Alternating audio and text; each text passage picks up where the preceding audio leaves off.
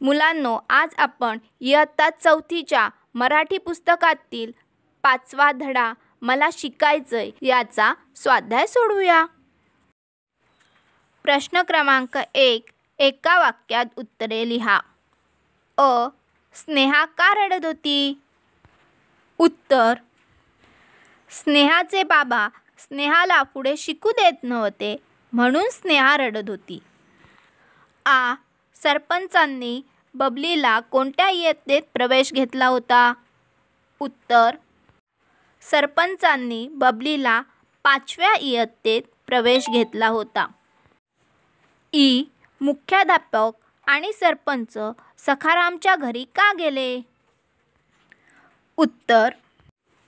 स्नेहाला तिचे बाबा पुढे शिकवणार नाहीत असं मुख्याध्यापकांना समजलं म्हणून सरपंचांना बरोबर घेऊन ते सखारामच्या घरी गेले. इ. स्नेहाला अतिशय आनंद का झाला? उत्तर.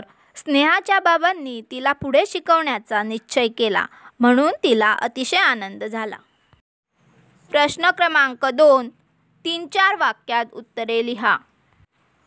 अ. स्नेहाची आई चिंतेत का पडली? उत्तर. संध्याकाळी स्नेहाची आई शेतातून परत आली. तिने पाहिले की स्नेहा एका कोपऱ्यात बसून रडत होती.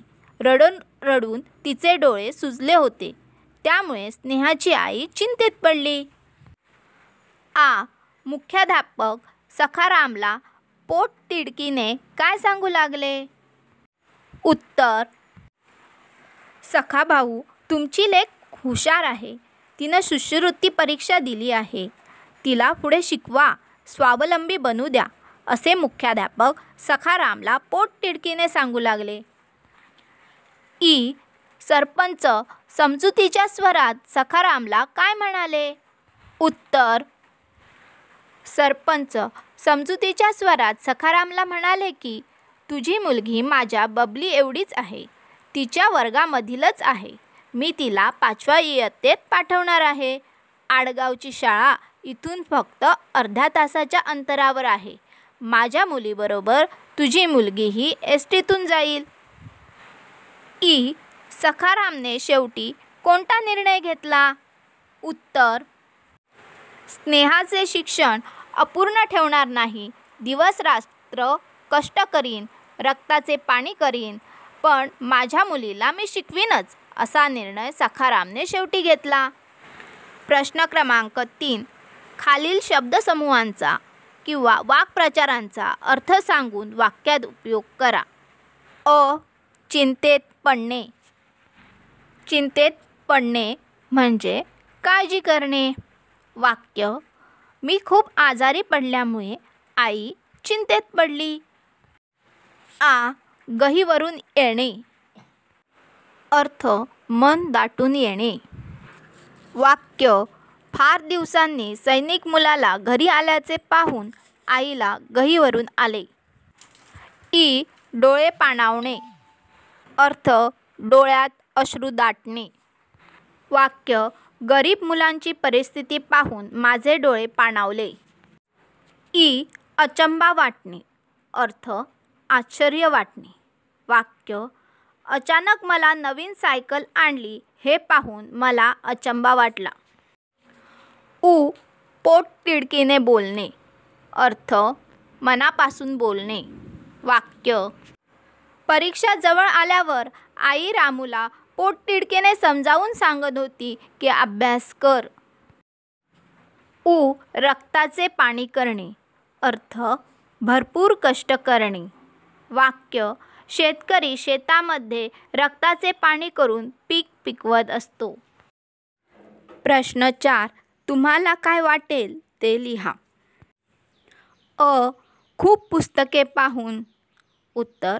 खूप पुस्तके पाहून मला ती पुस्तके वाचावीशी वाटतील. आ. बाजारात जाताना. उत्तर.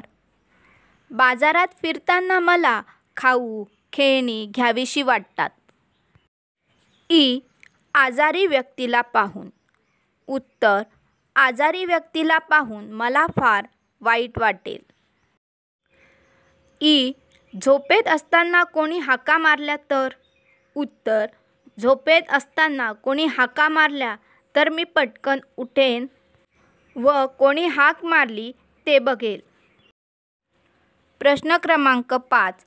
खानदेशातील लोक कसे बोलतात याची काही उदाहरणे खाली दिली आहेत. पाठातील संवादाची हीच वाक्ये तुम्ही तुमच्या परिसरात कशी बोलाल ते त्या वाक्यासमोर लिहा. ओ माय, माले पुढे शिकानशे. उत्तर, अगं आई, मला पुढे शिकायचे आहे. स्नेहा, तुला चौथी लोंग शिकाड.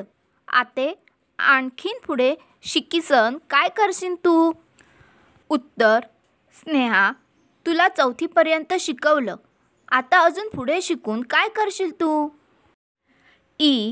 अरे सखा, तुन्ही पोरगी एवढीच मन्नी बबली, तिनाच वर्गामधनी. उत्तर, अरे सखा, तुझ्या मुली एवढीच माझी बबली, तिच्याच वर्गातली. मग पोरगीना बाबत माझ असा भेद कसाले? उत्तर, मग मुलींच्या बाबतीतच असा भेद कशाला? आपुर शिक्षण नको, दिनरात कष्ट करसू, रगतन पाणी करसू, पण मन्नी आडेरले शिकाडसू. उत्तर, अपूर्ण शिक्षण नको, दिवस रात्र कष्ट करीन, रक्ताचं पाणी करीन, पण माझ्या मुलीला शिकवेन. मुलांनो, या व्हिडिओमुळे तुम्हाला मदत झाली असेल तर प्लीज नक्की लाईक करा आणि हा व्हिडिओ इतरांसोबत शेअर करा. आणि असेच नवनवीन व्हिडिओ पाहण्यासाठी आपल्या मुलांची दुनिया या चॅनलला सबस्क्राईब करा.